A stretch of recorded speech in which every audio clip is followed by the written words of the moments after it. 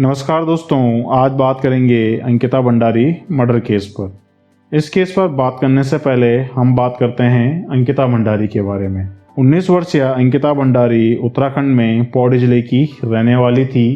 और वह वांतरा रिजॉर्ट में एक रिसेप्शनिस्ट के तौर पर काम करती थी इसलिए क्योंकि अंकिता भंडारी अब हमारे बीच में नहीं रही। एक दिन अचानक 18 सितंबर को उसकी लापता होने की रिपोर्ट सामने आती है,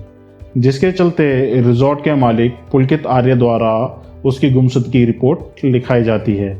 जिस पर पुलिस तहकीकात करती है और अंकिता भंडारी की खोजबीन शुरू कर देती है। लेकिन पुलिस को इस पर कुछ भी पता नहीं चलता है और बाद में यह मामला लक्ष्मण झूला थाना पुलिस को ट्रांसफर कर दिया जाता है, जिसके बाद लक्ष्मण झूला थाना पुलिस के अधिकारी सबसे पहले रिजॉर्ट में जाकर वहां के कर्मचारियों से पूछताछ करते हैं और पूछताछ में पता चलता है कि 18 सितंबर को शाम के करीबन 8 से 8:30 बजे के बीच अंकिता और रिजॉर्ट के मालिक पुलकित आर्य और रिजॉर्ट के मैनेजर पुलकित गुप्ता और सौरभ भास्कर रिजॉर्ट से निकलते हैं और करीबन 10:30 से 11 बजे के बीच में रिजॉर्ट वापस आते हैं। लेकिन इन तीनों के साथ अंकिता भंडारी नहीं होती है, जिसके चलते पुलिस इन तीनों को हिरासत में लेती है और इनसे पूछताछ करती है और पूछताछ करने के बाद यह तीनों पूरे घटनाक्रम को उगल देते हैं। पुलिस द्वारा की गई पूछताछ में रिजॉर्ट के जो मालिक हैं पुलकित आर्य, जो कि बीजेपी नेता और पूर्व राज्य मंत्री विनोद आर्य के बेटे हैं, वह पुलिस को बताते हैं कि वह अंकिता से रिजॉर्ट में आ रहे ग्राहकों के साथ संबंध बनाने को कहते थे, जिसके चलते अंकिता यह बात अपने दोस्तों को बताती थी और साथ ही बार बार रिजॉर्ट की हकीकतों को सामने लाने की भी धमकी देती थी, जिसके चलते पुलकित आर्य और अंकिता के बीच में काफी बहस भी होती थी। घटना वाले दिन यानी 18 सितंबर को पुलकित आर्य और रिजॉर्ट के मैनेजर और साथ ही अंकिता भंडारी रिजॉर्ट से निकलकर चिला बैराज की तरफ जाते हैं और वहां पर वह एक फास्ट फूड की दुकान में रुककर फास्ट फूड खाते हैं और साथ ही यह तीनों वहां पर शराब भी पीते हैं। उसके बाद वो चारों वहां से आगे चले जाते हैं और नहर के एक किनारे पर रुक जाते हैं, जहां पर फिर से पुलकित आर्य और अंकिता भंडारी के बीच में बहस शुरू हो जाती है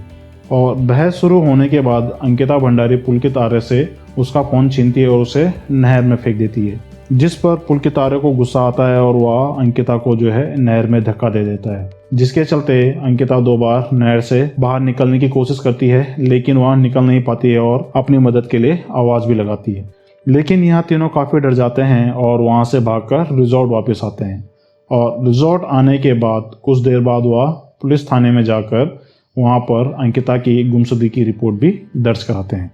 इन तीनों से लंबी पूछताछ करने के बाद उत्तराखंड कोटद्वार के एएसपी शेखर सोयाल द्वारा इन तीनों को गिरफ्तार किया गया और गिरफ्तार करने के बाद इन तीनों को ऋषिकेश से कोटद्वार कोर्ट में पेश किया जाना था, जिसके चलते उन्हें जीप पर बैठाकर कोटद्वार ले जाया जा रहा था। लेकिन लोगों ने पुलिस जीप को रोककर जीप के शीशे फोड़े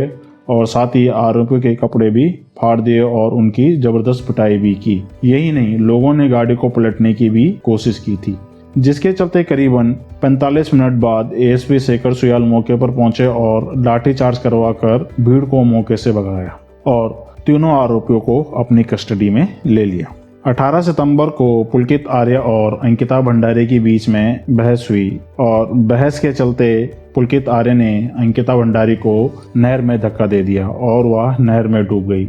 जिसके चलते पुलिस ने अंकिता भंडारी की बॉडी को निकालने के लिए एसडीएम की मदद से चिला नहर का पानी बंद करवाया और फ्राइडे की शाम तक पुलिस अंकिता भंडारी की बॉडी को ढूंढ रही थी, लेकिन वह नहीं मिली। लेकिन 24 सितंबर 2022 को शनिवार की सुबह अंकिता भंडारी का शव मिला और उसकी पुष्टि के लिए अंकिता भंडारी के परिवार वालों को बुलाया गया और बॉडी की पुष्टि करवाई गई, जिसके बाद अंकिता भंडारी के शव को ऋषिकेश एम्स में ले जाया गया और वहां पर उसका पोस्टमार्टम किया गया और पोस्टमार्टम करने के बाद अंकिता भंडारी का शव उनके परिवारजनों को सौंप दिया गया। उसके बाद अंकिता भंडारी के परिवारजनों ने अंकिता भंडारी का अंतिम संस्कार किया। अंकिता की हत्या के बाद उत्तराखंड के मुख्यमंत्री पुष्कर सिंह धामी ने फ्राइडे को डिस्ट्रिक्ट मजिस्ट्रेट को राज्य के सभी रिजॉर्ट की जांच करने के निर्देश दिए और इसके साथ ही मुख्यमंत्री ने यह भी सुनिश्चित करने का आदेश दिया है कि अवैध रूप से संचालित हो रहे रिजॉर्ट के खिलाफ आवश्यक कार्रवाई की जाए, जिसके चलते